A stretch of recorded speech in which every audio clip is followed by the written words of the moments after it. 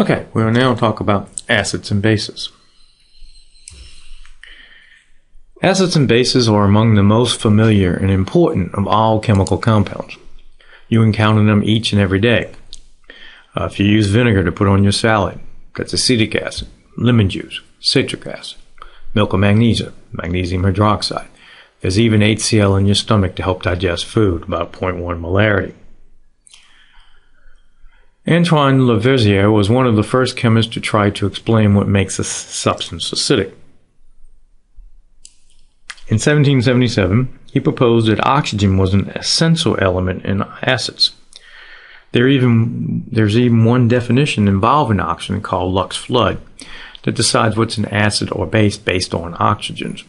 But there are many other more useful ways of deciding if it's an acid or base, and we'll discuss several of those.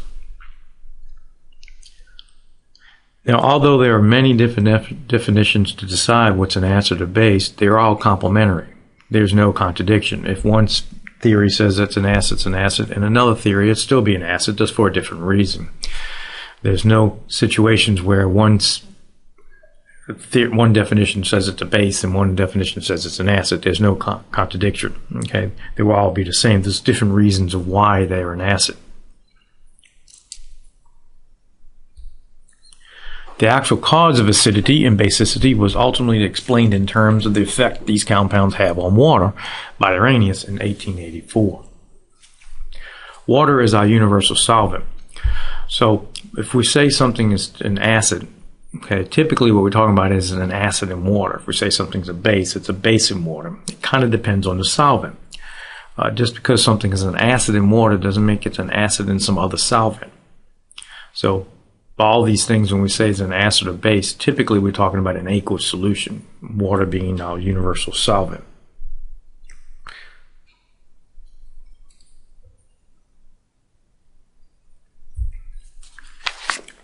We'll look at several concepts of acid-base theory, but not all of them, just a couple of them. We'll look at the Arrhenius concept, which is the simplest base concept. Look at the Bronsted-Lowry concept, which is the most important to us because everything we're doing is aqueous chemistry, and that's the easiest definition to use in aqueous situations. And third, the Lewis concept, which is the most universal and most useful definition because it's not based on protons, it's based on electrons. And it's something you're going to use, tendency to use when we get to organic chemistry, because you're not even looking at protons at all. So it's just based on lone pairs, sharing of electrons.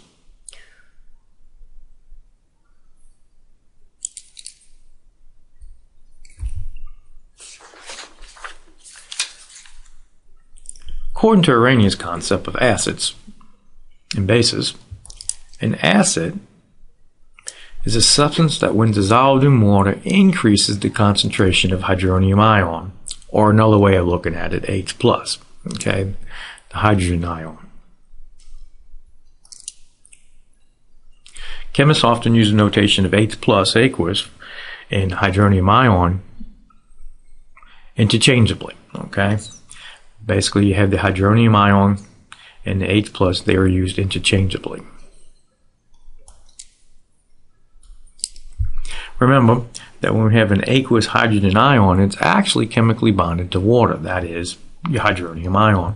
So when we say H+ aqueous, what you're really saying is you have a hydrogen ion, and then you also have an attraction to a water molecule, right? And due to the hydrogen bonding, there's an attraction between that oxygen and that hydrogen due to the dipoles forming. Okay, you have an excess of negative charge on the oxygen and an excess of positive charge on the hydrogen, and we have this attraction between the oxygen and hydrogen.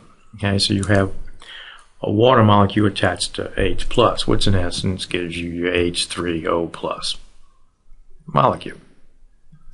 But it's more complex than that. Okay, they still got other water molecules that are around it as well. So let's look at that just to show you a picture. Okay. You can see you have your hydronium ion, that's your H3O+. You can see there's an attraction between that hydrogen and an oxygen on another water molecule. Same thing, hydrogen attraction to another water molecule, and then there's another one on this drawing as well.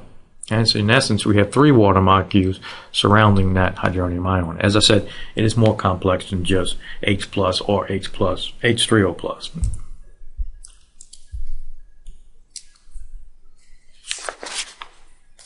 A base, by Arrhenius definition, is a substance that, when dissolved in water, increases the concentration of hydroxide.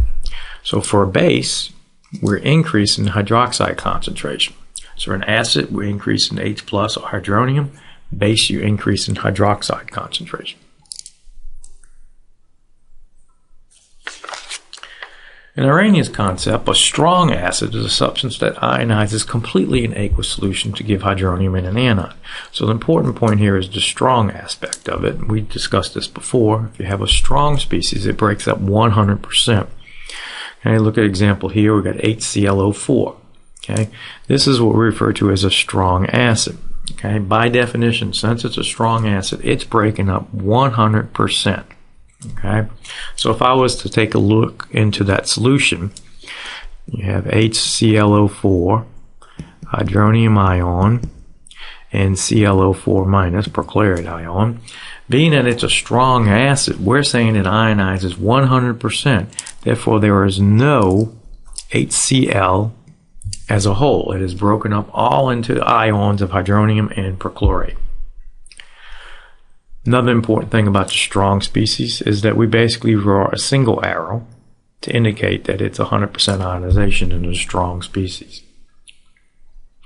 Notice I've written this in 2 different ways. I wrote it with the reaction with the perchloric acid with water, forming hydronium and perchlorate ion. And I also wrote it as a dissociation where the hydrogen ion breaks up and gives you the perchlorate ion as well. Realizing that these 2 reactions are written the same way, meaning the same thing, that H plus and hydronium ions are used interchangeably. I'll write these both ways. Preferably I'll write it with the reaction with water because it's an ionization process more than a dissociation, so I tend to write it as an ionization.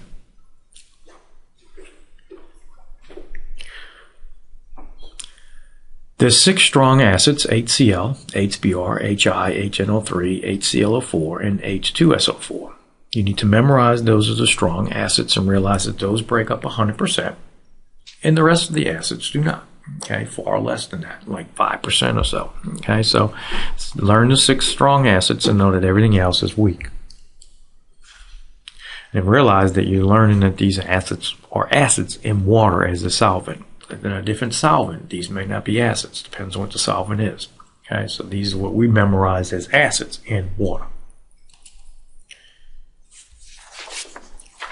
Arrhenius base, we have the same concept of a strong, which is 100% ionization or 100% dissociation, and to give its hydroxide ion in a cation. Example, sodium hydroxide. Okay, what happens there is ionic bond breaks and we form sodium and hydroxide. Once again, we got a single arrow because we're saying there's 100% ionization, okay, dissociation there, which means if I was to look inside my flask, I got sodium hydroxide, sodium ions, and hydroxide ions. We're saying once again, it's 100%, so there's no sodium hydroxide as a whole. It is ionized 100% into its ions. 6 strong bases: sodium hydroxide, lithium hydroxide, potassium hydroxide, calcium hydroxide, strontium hydroxide, and barium hydroxide. Got to learn these 6 bases. The rest of the bases are weak. Okay, it's a little more difficult to figure out which one the bases, but learn the 6 strong ones. Okay, now we tend to do our chemistry with sodium and potassium hydroxide because it's a 1-to-1 valent between hydroxide and the metal. And also because the solubility of the sodium and potassium and lithium tend to be a higher solubility compared to calcium, strontium, and barium. They have a low solubility, somewhere around 0.3, 0.4 molarity before it reaches its saturation point. So we tend to do more of our chemistry with sodium and potassium mostly.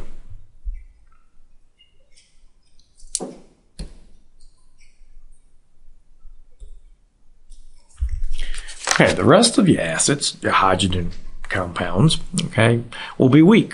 So you learn your 6 strong ones and the rest of them are weak.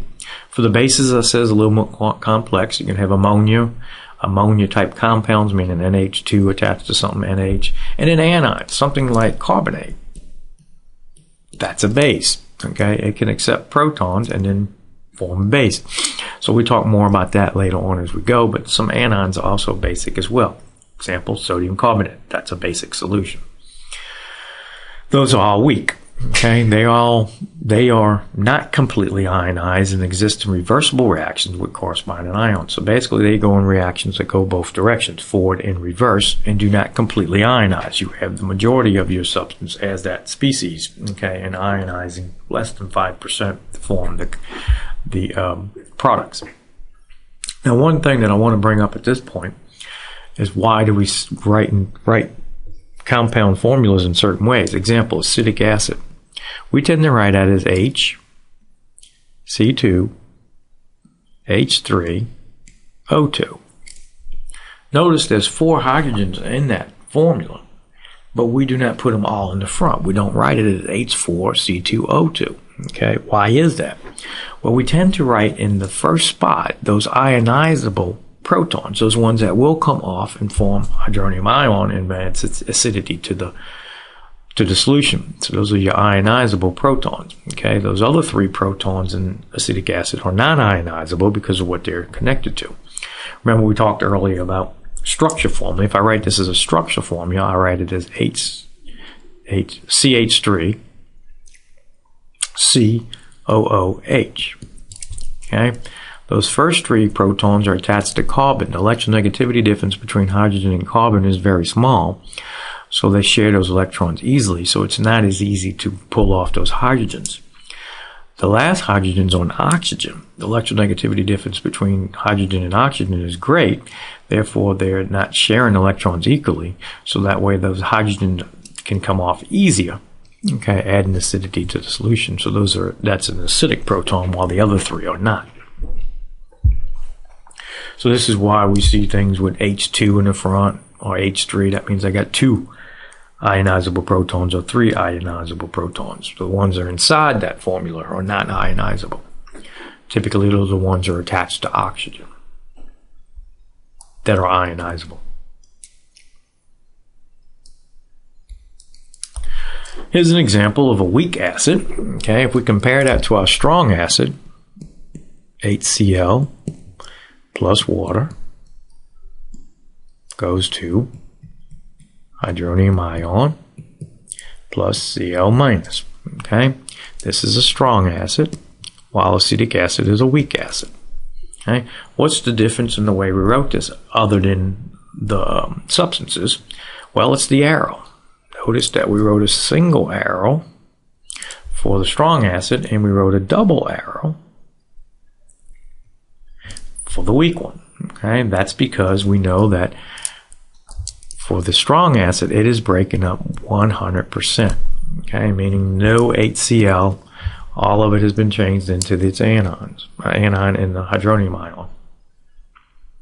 For your weak species, it's breaking up less than 5% typically, 5 to 10%, which means that the bulk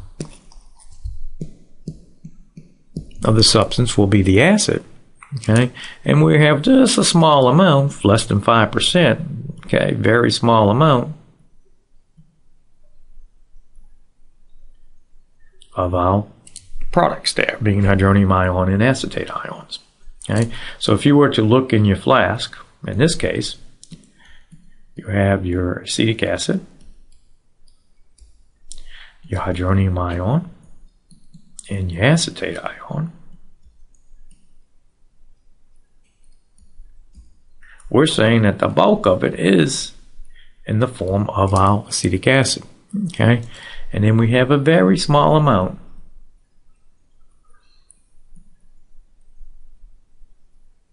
of our hydronium ion and acetate ions. Okay, less than 5%. This is different than when we compare that to a strong acid, where we said none of that molecular species is there. It breaks up 100%. So to determine the concentrations of our products here is going to be a case where we have to do a calculation to figure it out. okay, based on this being equilibrium. So there's going to be some K expression that we're going to use to calculate it, which we'll talk more about that in the next chapter. Same thing occurs with a base. Okay, we got ammonia hydroxide. Okay, that breaks on that ionic bond and form ammonia and hydroxide ions. Once again, the bulk of it will be, okay, ammonia hydroxide, because we're saying it's a weak base. Therefore, less than 5%, somewhere up in there, 5 to 10% is breaking up to form ammonia ions, hydroxide ions, which this will be a small amount.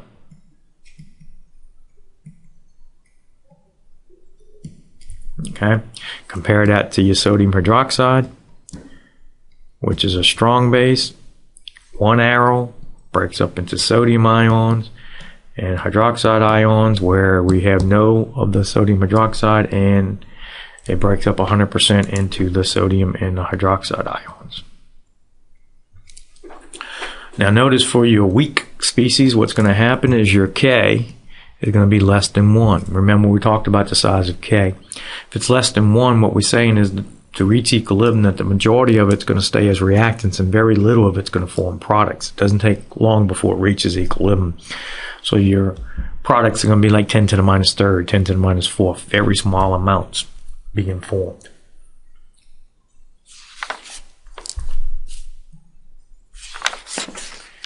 The Arrhenius concept is limited in that it only looks at acids and bases in the case of H pluses and OH minuses being produced.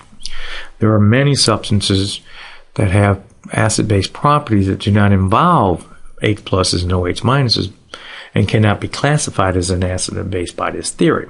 Okay? However, they do have acid and base properties, so they must be acids and bases. But by Arrhenius theory, we cannot define them as such. So there's other theories we can use to define if something's an acid or a base. In addition, it singles out that the hydroxide ion is the source of base character when other species can play a similar role.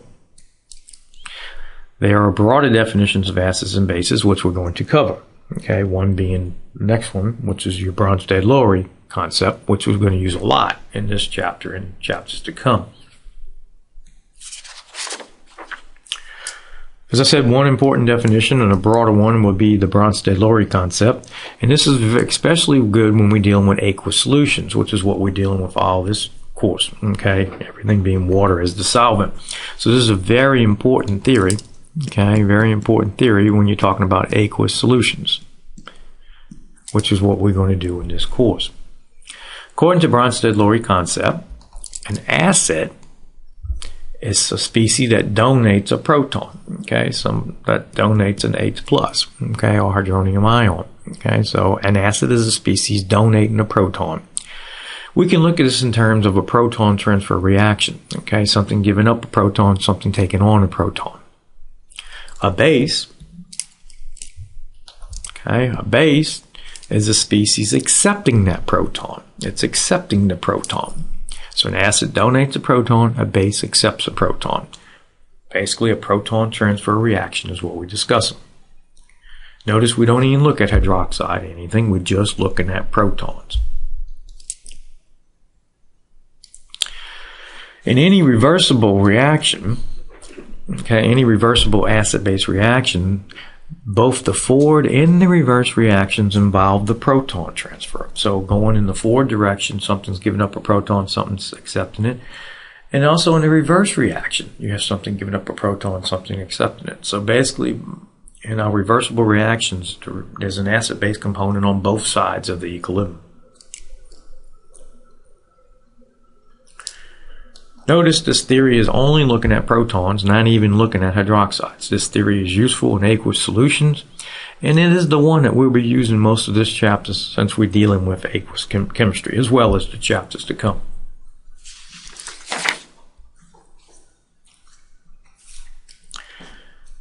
Let's look at the reaction of ammonia and water. Okay, using Arrhenius theory, okay, let's decide if ammonia is an acid or a base. Okay, looking at this, we see that ammonia plus water produces OH minus. Based on Arrhenius theory, that would make ammonia what? A base. Okay, because it's producing OH minuses. Okay? Let's take this same reaction now, and let's look at it from the point of view of Bronsted-Lowry concept and see if we come up with the same conclusion. And we're only looking at the forward reaction, so we're going to look at the forward reaction right now. Okay, so we're looking at the forward reaction. I got ammonia plus water gives me ammonia ion plus hydroxide ions. What has happened with NH3, okay, from the reactant side to the product side? Well, it is changed by an H plus factor. Okay, basically the NH3 has gained the proton and formed NH4 plus. What has happened to the water? It went from H2O to OH minus. In that process, it has lost a proton. So in essence, what's happening here is the water is donating a proton to the ammonia. By definition of Bronsted-Lowry, that would make water, since it's donating the proton, the acid, and ammonia, since it's accepting the proton, the base.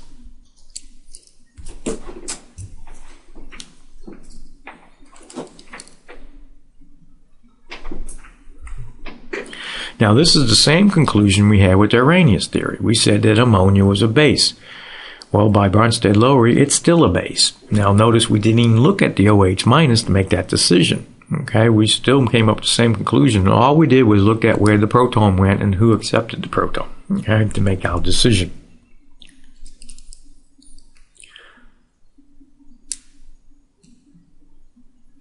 In the forward reaction, ammonia accepts the proton from water. Thus, ammonia is the base and water is the acid. Same conclusion without even looking at the hydroxide that Arrhenius theory came up with.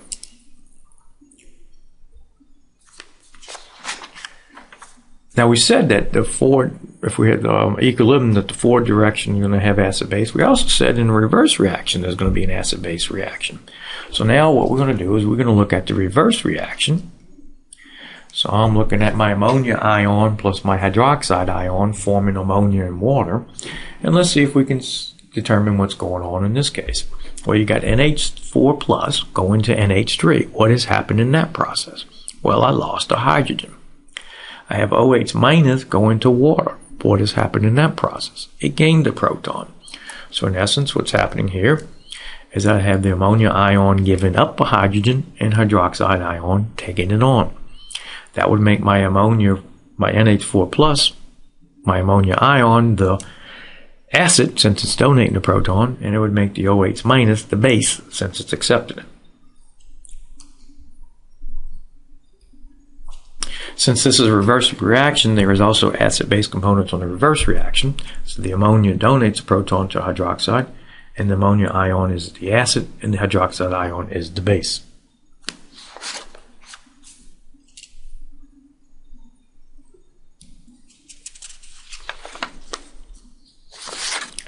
Since the reaction is going in both directions and we have acid and base components on both sides, we end up with something called conjugate acid-base pairs, okay? Which basically means I have an acid or base on my reactant side and a complementary or conjugate acid or base pair on the other side, okay? Component on the other side. So if we look at this, I have ammonia, okay, and we will call this base sub 1.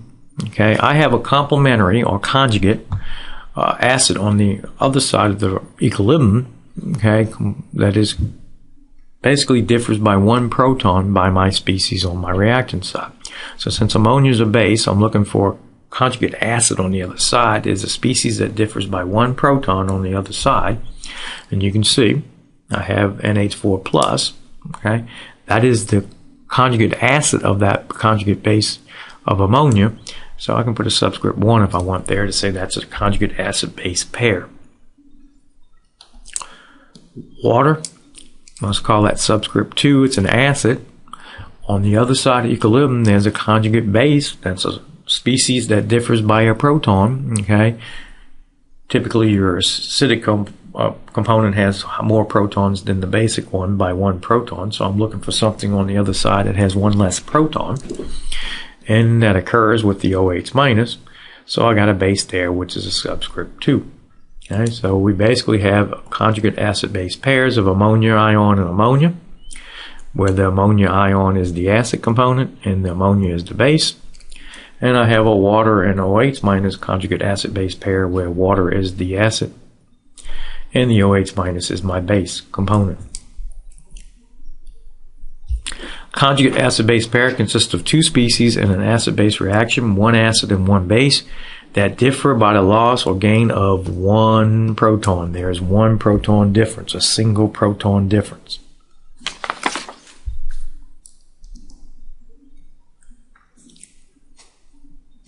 So the ammonia ion is the conjugate acid of ammonia, and the ammonia is the conjugate base of the ammonia ion. Water is the conjugate acid of OH minus, the hydroxide ion, and the hydroxide ion is the conjugate base of water. Notice that they only differ by one proton. The Bronsted-Lowry concept defines a species as an acid or base according to its function in a proton transfer reaction. So when we're dealing with Bronsted-Lowry, all we're looking at is a transfer of a proton, something accepting a proton, something giving up a proton.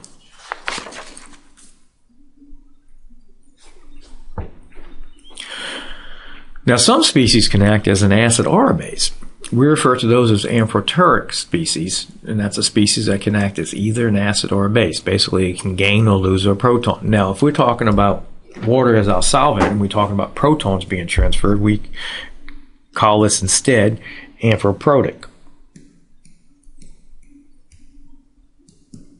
Okay, when we're talking about protons being transferred, in a different solvent, it wouldn't be protons, so we would just refer to it as amphoteric. Okay, but since we're dealing in aqueous solutions and we're talking about a transfer of protons, we're going to call it amphoprotic. Example, the bicarbonate ion, HCO3-. It can act as an acid or a base. Okay, kind of depends on what the other species is. We can see that I have protons that I can give up. I also have a negative that I can basically take on a proton. So it can act as an acid or a base. Let's look at this in examples. Okay, I have the bicarbonate ion, and now I'm going to put it in the presence of OH minus hydroxide, which is a base.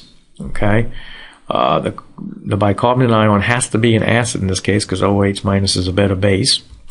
So what's going to happen is I can write my products now using Bronsted-Lowry definition. Okay, if I know that the bicarbonate ion is an acid, then it's going to donate a proton to my base. So what's going to be my products? Well, I'm losing a proton from my HCO3 minus, my HCO3 minus. Well, I'm losing a H plus. Well, then what's going to happen then to my charge? Well, it's going to lose a positive, so it's going to go up by a negative. So I form my CO3 2 minus. My OH minus is taking on the H plus. It's taking on that H plus, so it gains that positive, so it cancels out that negative, and we end up with water. So my products would be CO3 2 minus plus H2O. So we're using Bronsted-Lowry theory to basically form my products by just transferring the proton. Acid gives it up, base takes it on, figure out my products. Now there's a conjugate acid-base pair here. I have my HCO3 minus on my reactant side, okay, which is my acid. There's a complementary conjugate base on the other side, differs by a proton.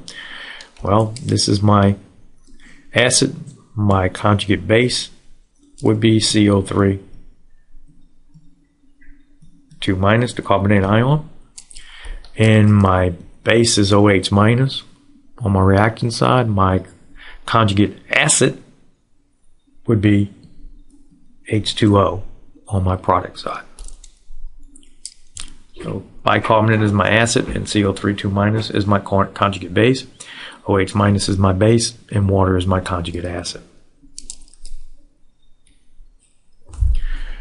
Now, the bicarbonate ion can also take on protons because of that negative charge. Okay, so in the presence of an acid, say HF, hydrofluoric acid, it can undergo a different reaction in the sense that the bicarbonate ion will be the base now instead of an acid.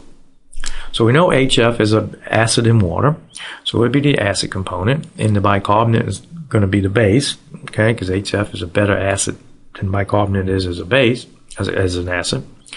So what's going to happen is my acid then, HF will donate my proton, my HCO3 minus will take on that proton, And now it would be H2CO3, carbonic acid. And my HF lost a proton, so what's left is F minus. So my products would be H2CO3 plus F minus. Once again, I have my conjugate acid-base pairs. I have bicarbonate as my base, and my carbonic acid is my conjugate acid. H2CO3 is my conjugate acid of my HCO3 minus. And I have HF, which is my acid, my conjugate base on the other side would be F minus. Bicarbonate is the base, carbonic acid is the conjugate acid, hydrofluoric acid, and F minus is my conjugate base.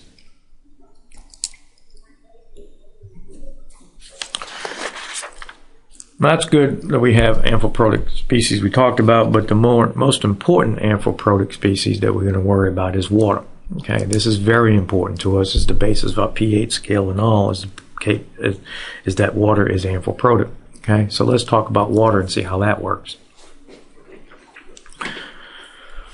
Okay, we learn different species that are bases in water, and we learn different species are acids in water. Okay, if we learned it's a base in water, then that base will always be a base in water. What we learned is an acid in water would always be an acid in water. What happens is that water is the opposite. Okay, so if I talk about ammonia, which is a base, which I know it's a base in water, then water is going to have to be an acid. So now I can write my reaction based on conjugate, on my Bronsted-Lowry theory. Okay. We know that since water is going to be the acid, because ammonia is always a base in water, it will donate the proton to the ammonia, which will give me my product of NH4 plus, and then my water lost a proton, so it would be OH minus.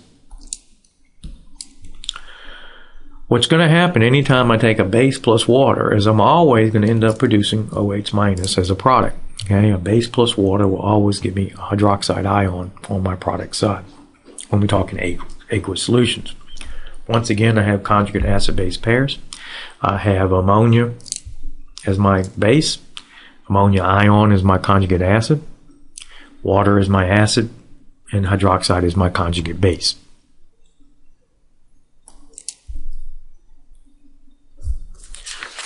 Water can also react with acids. Okay, we know hydrofluoric acid is always an acid in water. Okay, that would make that water would have to be a base now. So knowing that, my acid, my HF, will donate a proton to my base. So my products now will be F minus, because I lost a proton for that acid, and H3O plus, as the water takes on the proton. Now notice anytime I'm talking about an acid plus water, I'm always going to produce hydronium ion. Okay, so an acid plus water will give me hydronium ion. Now we have some conjugate acid-base pairs here. You have water as your base, hydronium ion is my conjugate acid, HF is my acid, and F minus is my conjugate base. A question that comes up now is about amphiprotic species is, what dictates if a species would be an acid or a base if it's amphiprotic? Fairly simple. The other substance. Okay? The better acid will be the acid, and the amphiprotic species will be the base, as in our example with water. If the other species is a better base, then an amphiprotic species will be an acid. Okay? For the most part, what amphiprotic species you got to worry about? Well, that would be water and polyatomic ions, okay, where you have a hydrogen and a charge on it, containing protons and also charges. Those are the ones you got to be concerned with. But the one that you mainly got to be concerned with is just the water. That's the major one you got to be concerned with. The one that we got to worry about as we move on in these chapters. Now realize that everything we're talking about is about water being our solvent. HF we know is an acid in water. Always will be an acid in water. If HF is in another solvent, it may not be the acid. It may be a base in comparison to that solvent. Okay? You just realize that everything we're doing, when we say it's an acid, we say it's a base. It's about it being in water. Okay? When you get to organic chemistry and using different solvents, then you're going to have to look into that a little bit further to figure out if it's an acid or base based on that solvent that's being used.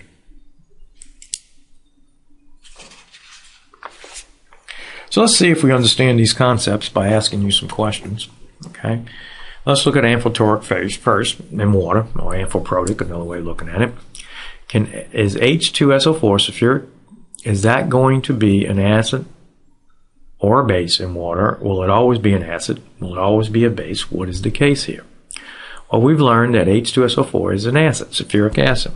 So it will always be an acid in water.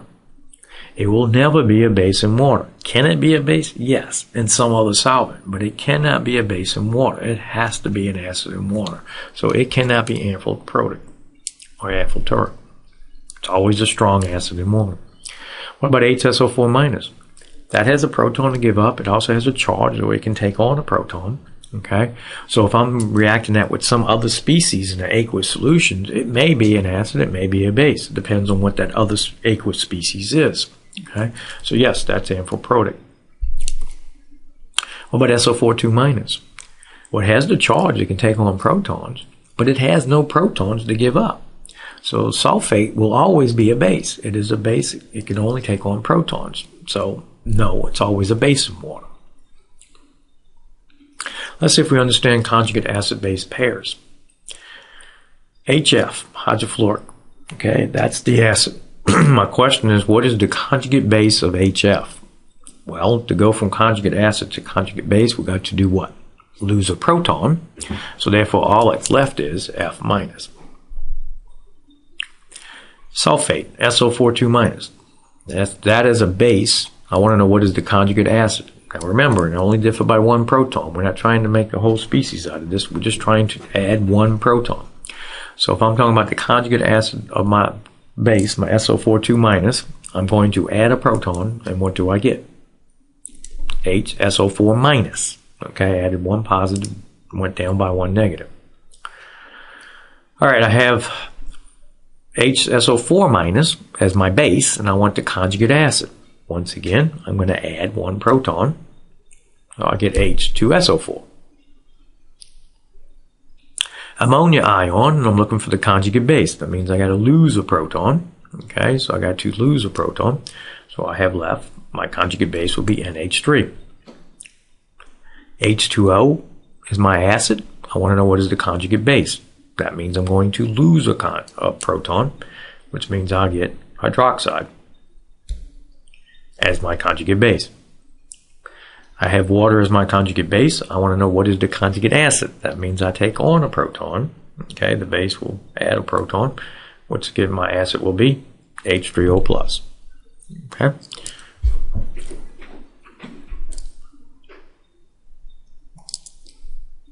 Homework 24 asks you questions dealing with these concepts. The one thing I want you to keep in mind with that homework 24, that there may be A, B, C, D options on the answers, but you got to read the question carefully. I'm going to ask you, what is the acid-base conjugate pair? Okay, or I might ask, what is the base-acid conjugate pair? Okay, now I may have here correct conjugate acid-base pairs, but you got to match up to one I want. If I say I want acid first and base second, then I'm going to want the one that has acid first and base second. Okay, even though you may see one where base is first and acid second, and it's a conjugate acid-base pair, you need to answer the question that's there. Okay, if I want the base first and the acid second, then you need to find one that has that scenario where the base is first and the acid is second. Okay, just a little hint for you while you're working these problems. Sometimes that's where students run into trouble trying to get the correct answer.